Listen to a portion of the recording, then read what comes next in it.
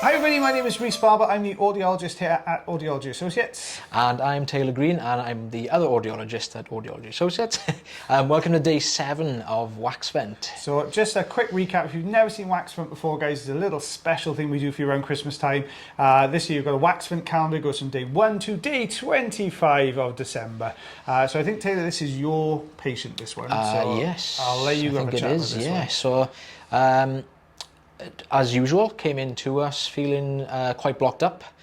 You can see it's quite a soft, and as I say soft, we're getting a bit of this wax kind of suctioning into the tube, but it's also holding on somewhere in the ear canal. So quite narrow ear canal as well. You can see that I've got kind of half of the ear canal in the video here, because I'm trying to hold this ear canal open with the camera while we're trying to wiggle this wax out. It's tough when you've got a narrow ear canal.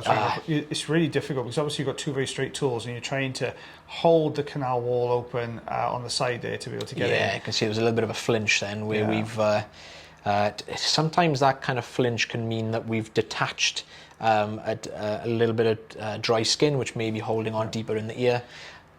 Or sometimes it can be if the wax has a slightly harder consistency a bit deeper in there. Sometimes trying to wiggle this wax around can almost kind of drag on the ear canal, which some people will find a little bit uncomfortable. Because it's not unusual as well, is it, to get the front end of the wax, which is the bit that comes into contact with the oil that they've used to soften it. That tends to be a little bit softer, and then you get this much harder section further back, which looks like it's probably happening here, or it's dried onto some skin maybe further back that's holding this in. Yeah, no, I'm really trying to slowly pull, but kind of pull this to the side to try and loosen this plug. And I think, we go. So we've just managed to loosen this plug here. That's a good size plug. But you can see just how narrow that entrance is, the canal there as well. And that's what really makes these quite difficult. I always hate the really narrow ones. It's so difficult. So what you could do with a third hand to hold the ear to open. Hold someone, yeah, definitely. Oh, there's a lot of dead skin. You can see all that greyish material lifting off the base of the canal. That's dead skin. That's probably what was anchoring this plug in by the looks of it. Greige, I like that. Yeah, it's grey beige. You see that? Greige. Grey beige. I got loads of them. But when you look at this now, that skin is always really tough to come away, isn't it? Yeah. Because you're conscious of clarinetting as well at this point, so you try and gather as much into the suction as you can, don't you? And that's why I've decided to stick with the standard size Zollner tube here, just to try and get as much of that into the tube at one go. Usually popping some oil in can help this last bit of skin. A little bit that we've pulled away, but I got a funny feeling that's not it. There's more. There's more. There's more. But there's more. You get these, don't you? Especially with, like you said, with the olive oil in there, it does sometimes help you to get a better grip, or lift and hold into the suction a bit better. The thing is, a fine end was great to stop it from clarinetting, but you don't get that suction power, do you? It's when you got this deep, chunky plug like this, a fine end would just dance around it. It wouldn't actually pull that out at all, would it? Or it'll just take you about half an hour just to do one little plug. Well, you'd still be doing it tomorrow. It's one of those two things. So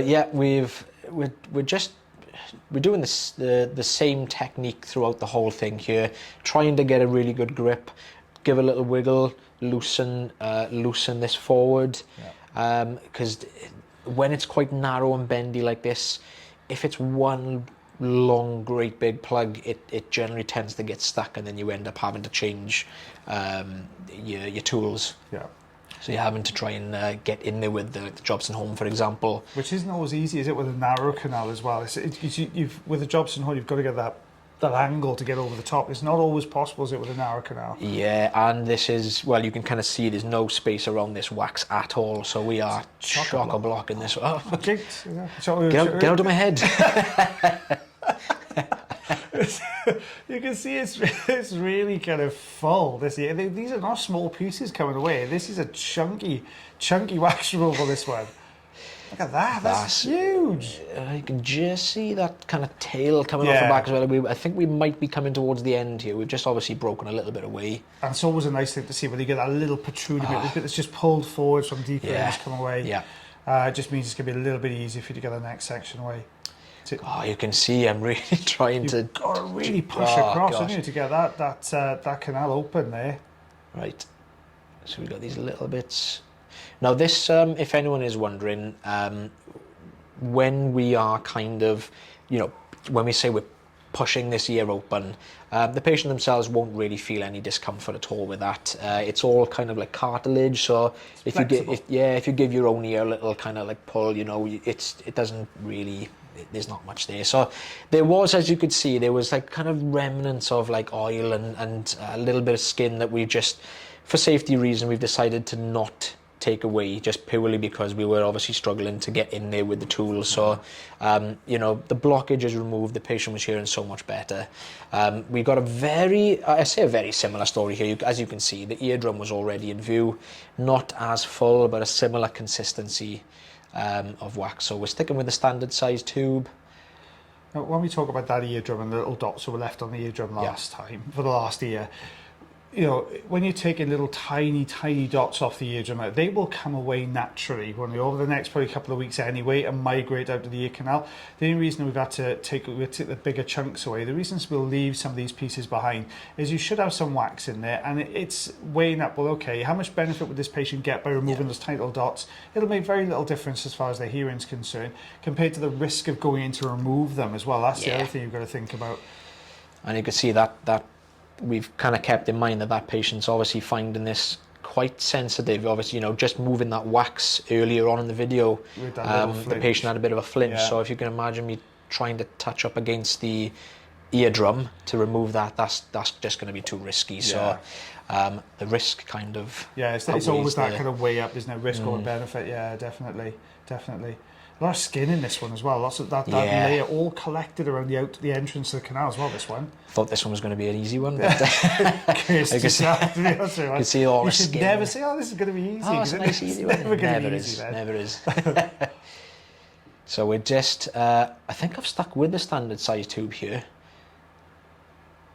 There's such a little difference half the time, you can't really tell. It's difficult there, especially if you're in quite a narrow canal, because even sometimes the fine end will look like a standard size, will look quite big. So we've managed to peel away. There we are. We've got this larger piece. Here we go. Yeah, we're just going to gently try and hold the suction onto this. Here we go. And what we're kind of hoping for is that's going to detach deeper in, where it's kind of holding on. If that makes sense. Or at least pull some more of that forward as well. We've got a little bit more that we've pulled forward.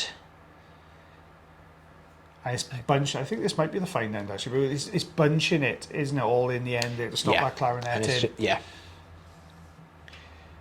we got a nice little tail on the end of that one, so that looks like should be it. Oh, there's a little bit left there. I can see that tiny bit. A little bit left there. You've got to take that bit away.